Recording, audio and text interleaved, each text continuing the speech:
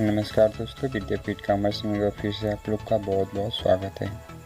मैं सचिन गुप्ता इकोनॉमी की इस थर्ड वीडियो में मैं आप लोग का बहुत बहुत स्वागत करता हूं। इस वीडियो में जैसा कि हम लोग दूसरे वीडियो में देखे थे कि इस वीडियो में हम लोग देखने वाले अर्थव्यवस्था के प्रकार, टाइप्स ऑफ इकोनॉमी। तो इकोनॉमी को बेसिकली हम लोग 3 टाइप्स में डिवाइड कर देते हैं और पहला है पूंजीवादी अर्थव्यवस्था, दूसरा समाजवादी अर्थव्यवस्था, तीसरा है मिश्रित अर्थव्यवस्था। पूंजीवादी अर्थव्यवस्था, इसके बारे में हम लोग अच्छे से देखेंगे। क्या होता है पूंजीवादी अर्थव्यवस्था? ऐसी अर्थव्यवस्था जहाँ पे आर्थिक गतिविधियों पर राज्य का न्यूनतम नियंत्रण हो, यानी कि यहाँ पे राज्य की कुछ न चलती हो, बहुत कम चलती हो, अगर चलती भी हो तो यहाँ पे पूंजीपतियों और उद्योगपतियों का चलती है। तो ऐसी अर्थव्यवस्था को हम लोग कहते हैं पूंजीवादी अर्थव्यवस्था। और निजी क्षेत्र अधिक प्रभावशाली और स्वतंत्र होते हैं, बिकॉज यहाँ पे जो अर्थव्यवस्था इकोनॉमी है वो निजी लोगों के हाथों में रहती है।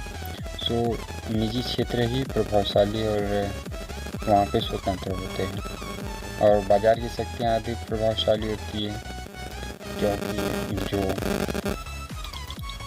यहाँ पे उद्योगपति लोग होते हैं उनका बाजार पे पूर्ण नियंत्रण होता है, जिससे कि प्रभावशाली बाजार की निर्माण होता है। और उद्गम स्रोत इसका the wealth of Nations book Adam Smith द्वारा लिखा 1776 ईस्वी में ये बुक है। और एडम स्मिथ जी को फादर्स ऑफ इकोनॉमी भी कहा जाता है, तो यहाँ से लिया गया है। पूंजीवादी अर्थव्यवस्था के बारे में एक बार फिर से, ऐसी अर्थव्यवस्था जहाँ आर्थिक गतिविधियों पर राज्य का न्यूनतम नियंत्रण हो, निजी क्षेत्र अधिक प्रभावशाली और स्वतंत्र होते हैं, यहाँ पे बाजार की शक्तियाँ अधिक प्रभावशाली भूमिका में होती है। द वेल्थ ऑफ नेशंस में लिखा गया है, जो कि एडम स्मिथ द्वारा लिखा गया है 1776 ईस्वी में। और इसका एग्जाम्पल यूएसए, ब्रिटेन और फ्रांस।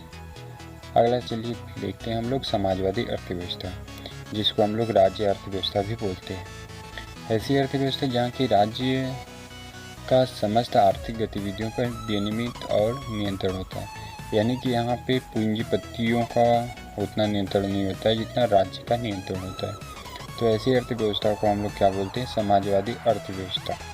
अब समाजवादी अर्थव्यवस्था या राज्य अर्थव्यवस्था के भी दो टाइप होते हैं। पहला है समाजवादी अर्थव्यवस्था, दूसरा है साम्यवादी अर्थव्यवस्था। समाजवादी अर्थव्यवस्था जो है सोवियत संघ की अर्थव्यवस्था है, और साम्यवादी अर्थव्यवस्था जो है 1985 से पहले चीन की अर्थव्यवस्था थी, बिकॉज इस समय ऐसी अर्थव्यवस्था चीन में नहीं है। और समाजवादी अर्थव्यवस्था में उत्पादन के जो साधन होते हैं उस पर सार्वजनिक स्वामित्व की संकल्पना की जाती है, यानी कि वहाँ पे जो उत्पादन के साधन हैं, यानी कि जो कोयले के भंडार हैं, कृषि क्षेत्र है, उन पर जो है सार्वजनिक स्वामित्व की कल्पना की जाती है, यानी कि समाज उस पर अपना स्वामित्व स्थापित करती है, यानी राज्य उस पर अपना स्वामित्व स्थापित करती है।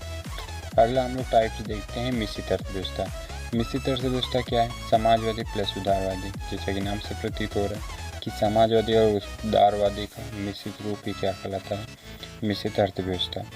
तो निजी और सार्वजनिक क्षेत्र दोनों का इसमें योगदान होता है, क्योंकि जो ऐसी अर्थव्यवस्था होती है वहाँ पे दोनों को ही कुछ विशेष प्रकार की रियायतें दी जाती है और कुछ छूट दी जाती है, जिसकी वजह से यहाँ पे दोनों ही क्षेत्र का काफ़ी अच्छे से योगदान होता है, दोनों मिलकर काम अच्छे से करते हैं। और निजी क्षेत्र सार्वजनिक क्षेत्र का सहायक क्षेत्र होता है, बिकॉज यहाँ पे ऐसे अर्थव्यवस्था में सार्वजनिक क्षेत्र ही सर्वोपरि होता है, बट उसकी सहायक क्षेत्र के रूप में निजी क्षेत्र को हम लोग ले लेते हैं।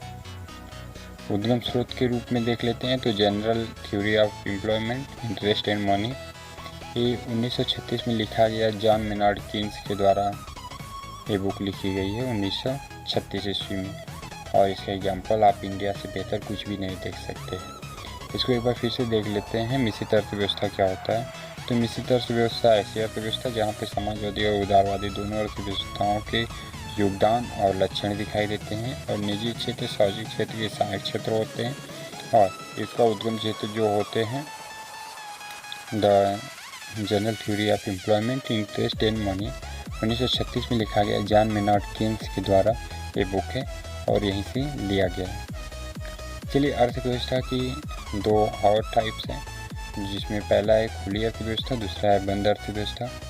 खुली अर्थव्यवस्था ऐसी अर्थव्यवस्था है जिसमें उदारवादी और निजी आर्थिक तत्वों की प्राथमिकता रहती है, यानी कि कह लीजिए कि एक तरीके से ये पूंजीवादी अर्थव्यवस्था की ही बिगड़ा हुआ रूप है। और इसमें आयात और निर्यात पर न्यूनतम प्रतिबंध होता है, यानी कि इस पर प्रतिबंध नहीं होता है। इसका एग्जाम्पल है हांगकांग और सिंगापुर। और बंद अर्थव्यवस्था देख लेते हैं, जिसको हम लोग को इंग्लिश में क्लोज इकोनॉमी बोलते हैं। तो ऐसी अर्थव्यवस्था पर बाहरी अर्थव्यवस्थाओं से कोई संबंध नहीं होता। आयात निर्यात की गति की विधियाँ भी शून्य होती है, यानी कि ना के बराबर होती है, यानी नहीं होती है।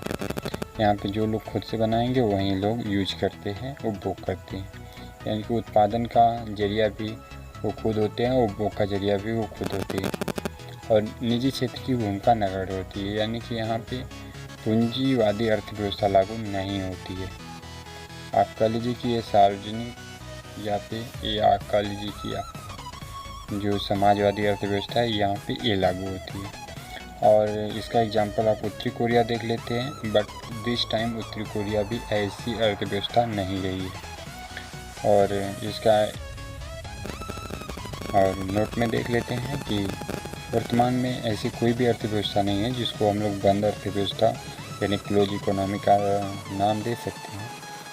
और अगले चैप्टर में, अगले वीडियो में हम लोग देखेंगे, अगले लेक्चर में हम लोग देखेंगे कि अर्थव्यवस्था के क्षेत्र क्या है, जिसमें प्राथमिक क्षेत्र और द्वितीयक क्षेत्र, तृतीयक क्षेत्र, चतुर्थार्थिक क्षेत्र और पंचसंख्यक क्षेत्र के बारे में पढ़ेंगे।